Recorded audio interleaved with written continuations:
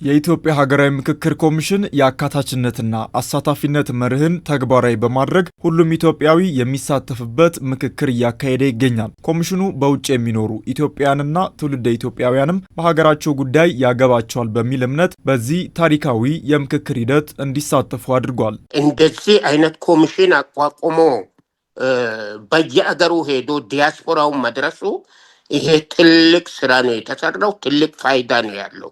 በእንደዚህ አይነት ነው በዚህ በ21ኛው ሴንቸሪ መሄድ አለብን እና ይሄ ትክክለኛ አካሄድ ይመስለኛል። ዘላቂ መግባባት፣ ዘላቂ ሰላም፣ ዘላቂ ፍትህ ለሁላችንም ማድረግ እንችላለን በሚለው ዙሪያ ላይ እያንዳንዱ ኢትዮጵያዊ ተሳትፎ አድርጓል፣ ሐሳቡንም ገልጿል።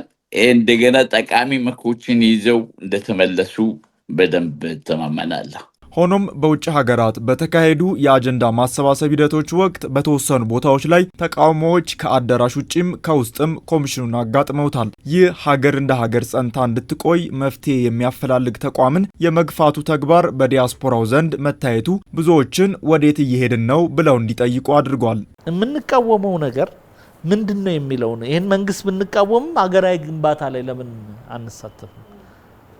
ሀገረ መንግስቱ እንዲህ ይሁን ማለት ከዚህ መንግስት ጋር አያገናኘውም። እኔ ከኢትዮጵያ ጋር ነው የሚያገናኘው። ሀገራችን በፌዴራል ትተዳደር፣ በዩኒተሪ ትተዳደር፣ በኮንፌዴሬሽን ትተዳደር፣ ይሄ አይዲያ ነው። እነዚህን አይዲያዎች ማን የከለከለን? ማንም አልከለከለን። ግን የምንፈልገውን ነገር አጀንዳ ግን እንስጥ።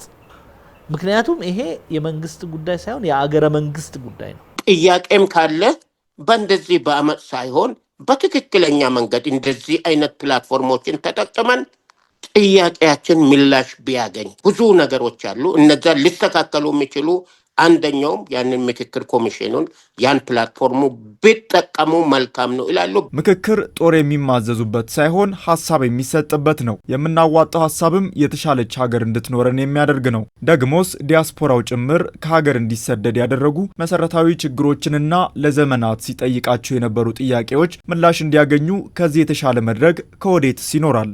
ከዚህ የበለጠ እድል ሊመጣ ይችላል ብዬ አላምንም። በትክክል መድረኩ ተሰጥቷል። ሁላችንም ተጋብዘናል። ኦፊሻሊ በዛ ፕላትፎርሙን ተጠቅመን ምን ያስፈልገውን ነገር ሁሉ ማቅረብ የሚቻልበት ኦፖርቹኒቲ ነው የነበረው። ያንን መጠቀም ነው ያለብን። እነዚህ የተደረጉ የተቃውሞ መልኮች እጅግ በጣም ከሰለጠነ ፖለቲካ የወረደ የሰለጠነው አገር ዲሞክራቲክ ሀገሮች ባሉበት ቦታ ሆነን በጣም ጭፍን በሆነ አመለካከት ለመሄድ ምናምን የሚደረጉ ነገሮች ይኖራሉ።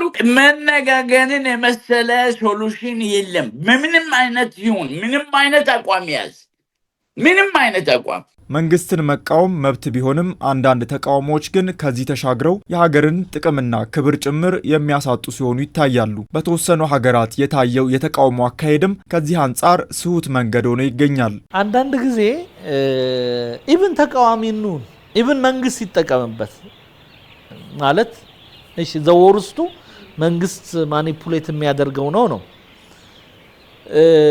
ግን መንግስት ራሱ ቢጠቀምበት አጀንዳ ማቅረብ ውይይት እናድርግ ሲባል ውይይት ማድረግ ማንን ይጎዳል? ቢያንስ ይሄን አጀንዳ አቅርቤ ይሄን ውይይት አድርጌ ይሄም ግን አልተመለሰም ማለት ራሱ እኮ አንድ መንገድ ነው፣ የመታገል መንገድ ነው። ለኔ ይህንን ጥያቄ በውስጣችን አንስተናል። በተለያዩ ግሩፖች ላይ ሼር አድርገናል። ለምን አጣላችሁ? በእንደገና ደግሞ ለመጣላት ምክንያት የሆነው ምንድን ነው? ምን ሶሉሽን እናምጣ? እንነጋገር። whoever you are እና whatever corner you come let's talk የሚለውን እንትን ፖይንቶችን ኢንተርቴን ማድረግና በቂ ተሳትፎ አድርጎ የመፍትሄ ሶሉሽን ማምጣት ነው። በእርግጥም በዚህ አይነቱ ሀገራዊ ጥቅምን የሚያጎሉ መድረኮችን የማደናቀፍ ተግባር ጀርባ ኢትዮጵያዊ ያልሆኑ ሰዎች በኢትዮጵያ ሰንደቅ ዓላማ ተከልለው እንደሚመጡ እሙን ነው። እናም እነዚህ አፍራሽ ተልዕኮ ይዘው የተከፋፈለች ኢትዮጵያ እንድትኖር የሚሰሩ ሀገራት የሚያሰማሯቸውን አካላት አጀንዳ ይዞ ላለመገኘት ትውልደ ኢትዮጵያውያን በስክነትና ሀገርን በማስቀደም ሊንቀሳቀሱ ይገባል። እንቀጥላለን።